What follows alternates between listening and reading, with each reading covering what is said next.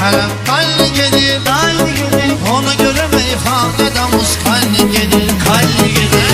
Zat mənə neyniyəcək giz gecələr, edər belə cibbilləşirlər cüzələr.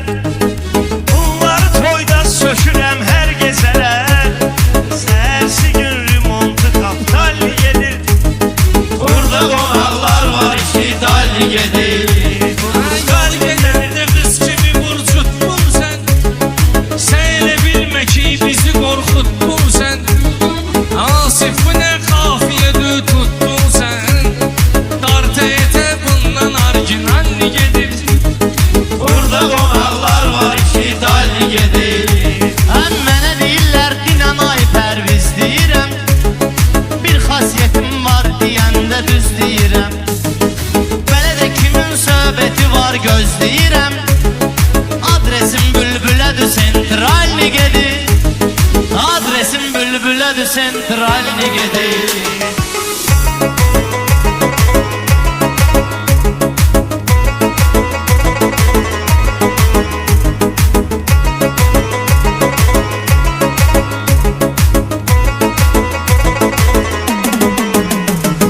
Mıxlamısan şampan, araq, viski, çaxır.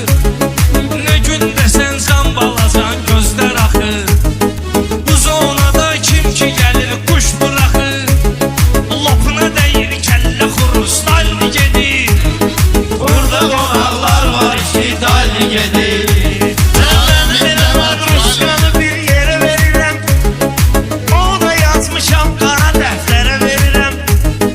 Sabah Rüfət xalaşkanı ərə verirəm. Yazmışıq da Venüsü generalli gedir. Burada qonaqlar var ki, dalli gedir. Sən Allah bil düz-düzü belə çöndər. Kim nə istəyirsə qabağına göndər. Gəl bunların sükanını burada döndər. Balaca uşaqları yatmağa göndər. Uje reklamlardır.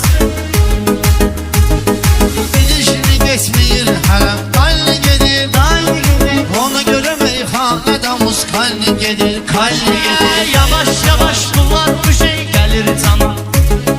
Bir bax inan gah o yana, gah bu yana. Mən bülbüləyə Fərid dəmir cana.